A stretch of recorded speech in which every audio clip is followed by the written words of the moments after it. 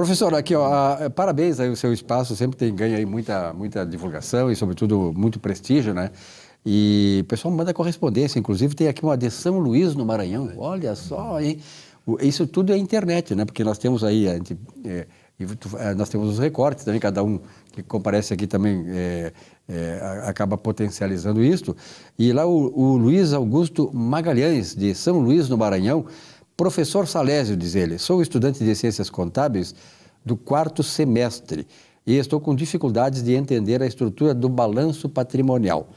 O senhor poderia gravar um vídeo explicando esse tema? Muito obrigado. Aliás, tu tens dado muitas aulas aqui, na verdade, né? Isso aí, pode ver que o Luiz Augusto aqui é estudante também, então ele tem se beneficiado disso. Dá uma outra aula para ele aí. Esse é o nosso objetivo, tá? Por que isso? Porque o Conselho Federal de Contabilidade, né? Eu sempre toco no Conselho Federal, tá? Não é por implicância, não. É que o Conselho Federal ele tem obrigações, né? E as obrigações é divulgar à sociedade a importância da contabilidade. E tem que ser cobrados por isso. E tem que ser cobrado por isso, e ele edita também normas de contabilidade. Mas o Luiz Augusto ele tem razão, tá? Ele tem razão no momento em que ele diz que ele tem dificuldade de entender a estrutura do balanço patrimonial. Por que isso? Porque o Conselho Federal de Contabilidade, ele começou a editar ele substituiu as normas brasileiras de contabilidade pelas normas internacionais de relatórios contábeis, tá? As IFRS. Olha, então no momento em que ele começou a adotar no Brasil essas normas, e essas normas são muito confusas, são normas em que é aplicado em outros países, e nem sempre em outros países, né, as normas patrimoniais de lá se aplicam para cá. Nós aqui temos um princípio que é o princípio da legalidade. Aqui nós só podemos fazer aquilo que a lei estabelece. E aquilo que a lei não estabelece, tá? Mas que é de interesse do profissional, este sim, o Conselho Federal de Contabilidade tem que editar essas normas para orientar o profissional. Só porque o que fez o Conselho Federal de Contabilidade? As normas brasileiras, ele simplesmente revogou todas. Aqueles estudos técnicos que os professores de contabilidade discutiam nos congressos e aprovavam as normas nos congressos, né? Tudo isso o Conselho Federal simplesmente diz, não vale mais nada. Nós agora vamos copiar, não é editar, vamos copiar as normas editadas pelo IFRS e aplicar no Brasil. Então as normas, essas normas são muito difíceis e não são verdadeiras, elas não vão ao encontro da teoria e a prática, tá? Diz uma coisa, mas na aplicação é totalmente diferente, tá bem? É isso, mas então, para que tu entendas que isso é importante, vamos voltar às normas brasileiras de contabilidade. Esquece as normas internacionais do IFRS, porque elas não são aplicáveis, na maioria delas, aqui no Brasil, tá? Mas que o Conselho Federal, por ter vínculo, não sei com quem lá, com as multinacionais, e querem, né, manipular informações, então aí eles acabam adotando aquelas normas e com isso dificulta todos os estudantes, dificulta até mesmo o profissional, porque o profissional no fim, o professor no fim tem até dificuldade em explicar, né?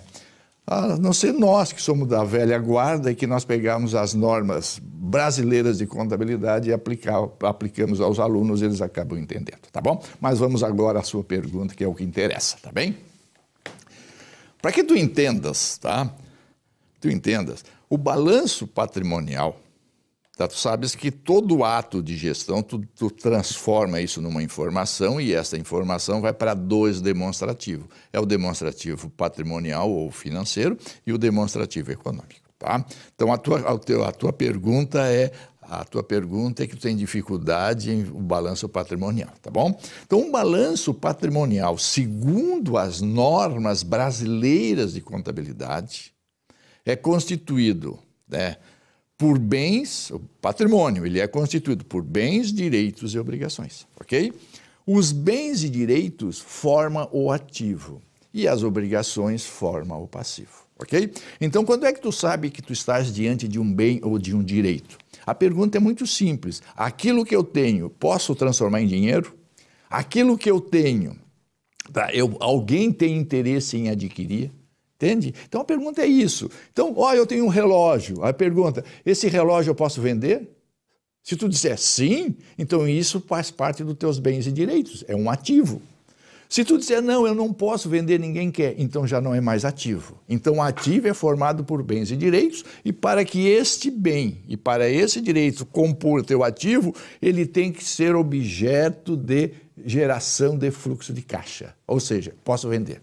Okay? E depois nós temos o outro lado das obrigações. Obrigações é quando eu tenho que devolver alguma coisa, ou seja, adquirir alguma coisa e por aquilo que eu adquiri eu tenho que devolver. Então, as obrigações. Então, o balanço patrimonial é formado por esses dois grandes grupos, bens e direitos, que compõem os ativos, e as obrigações, que compõem o passivo. Okay?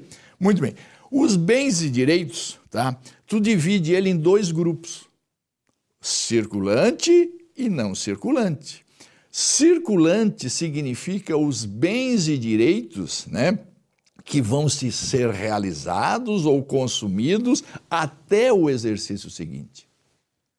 Ok? Ou seja, como o exercício é formado por 12 meses, então, até os 12 meses. Então, tudo que eu tenho para receber num prazo de até 12 meses, circulante.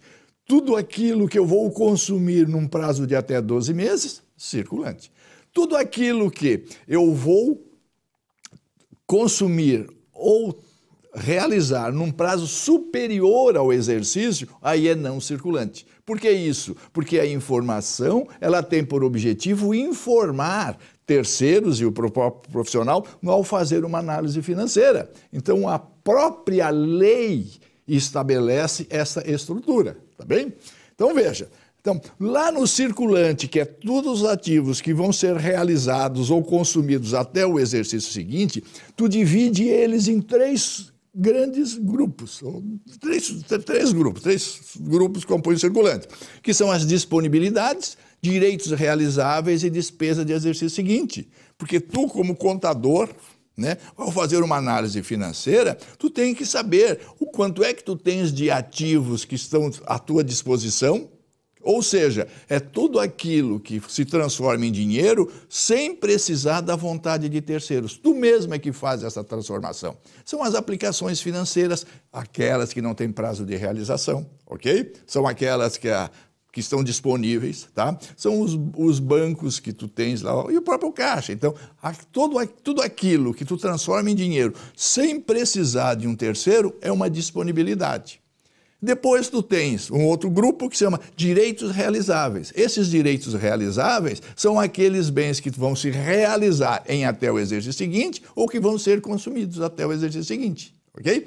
E depois tu tens os ativos que serão transformados em despesas, ou seja, tudo aquilo que tu tens, mas que tu não vai vender, tu não vai transformar em dinheiro, mas vai transformar em despesa, então tu tem que classificar como despesa do exercício seguinte. Entendeu? Veja só, eu compro um estoque de material de expediente. Aí eu pergunto, esse material de expediente eu vou vender? Não, eu vou consumir no meu processo lá do meu negócio. Então, eu vou consumir, então eu vou transformar em despesa. Então, tu paga um seguro antecipado, ok? É um ativo. Por quê? Porque se tu cancelares o teu seguro, eles vão te devolver o dinheiro. Mas qual é o objetivo do seguro? É para garantir a segurança dos teus bens, mas aquilo que tu pagou vai se transformar em despesa. Então, eu preciso saber disso, porque no momento que eu estou fazendo uma análise de capital de giro, isso eu não posso considerar, tá bem? E depois nós temos o não circulante. O não circulante são direitos realizáveis após o exercício seguinte. Depois nós temos investimento, imobilizado e intangíveis. Direitos realizáveis do exercício, após o exercício seguinte é tudo que eu vou receber após o exercício seguinte, eu vou consumir, né? Essas despesas do exercício seguinte, no caso, depois do exercício seguinte. Então, realizável a longo prazo são todos aqueles bens que eu vou realizar após o exercício seguinte. Depois eu tenho investimentos. Investimentos são as aplicações financeiras que tu não quer te desfazer, né? São as ações que não quer te desfazer. É todo bem especulativo. Eu não uso e não quero me desfazer. É um investimento, ok? Investimento é aplicações especulativas. Tá bom? Imobilizado são tudo aquilo que eu não quero me desfazer, mas está em uso, está aplicado na atividade do negócio. Ok? Comprei uma máquina, ok. Para que eu quero essa máquina? Para produzir. Então eu não quero vender, eu quero fazer com que aquela máquina me gere alguma renda através da produção. Mas a vida útil dela é quanto? É superior a 12 meses. Se a vida útil dessa máquina fosse inferior a 12 meses, não estaria no imobilizado, estaria lá em despesa do exercício seguinte, porque vai se transformar numa despesa, né, no exercício seguinte. Então, tudo que tem mais de 12 meses é não circulante. Depois nós temos, então, investimento é aplicação especulativa. Imobilizado são aplicações, né, para gerar os negócios, são as aplicações que eu estou usando. E depois o intangível é o mesmo processo, só porque no imobilizado é que tem corpóreos e no intangível é não corpóreos. Tá bem? Entendido? Então é isso, a coisa é simples. O ativo tem que ser aplicado de acordo com a finalidade de cada de cada bem. Ou seja, se eu aplico no circulante ou se eu aplico no não circulante. E se eu aplico no circulante disponibilidade, direitos realizáveis e despesa seguinte. No não circulante, também direitos realizáveis, imobilizado, investimento, imobilizado e intangível. Ok? Depois nós temos no passivo, que é uma coisa mais simples, que são obrigações que vão vencer até o exercício seguinte, circulante. Obrigações que vão vencer depois do exercício seguinte, é exigível a longo prazo. E patrimônio líquido são as obrigações que a pessoa jurídica tem com seus donos, com seus sócios, em que ele vai pagar, ele vai devolver ao seu sócio de acordo com o resultado do seu negócio. Então, a coisa é muito simples. É como eu digo, ela é simples se tu aplicares as normas brasileiras de contabilidade.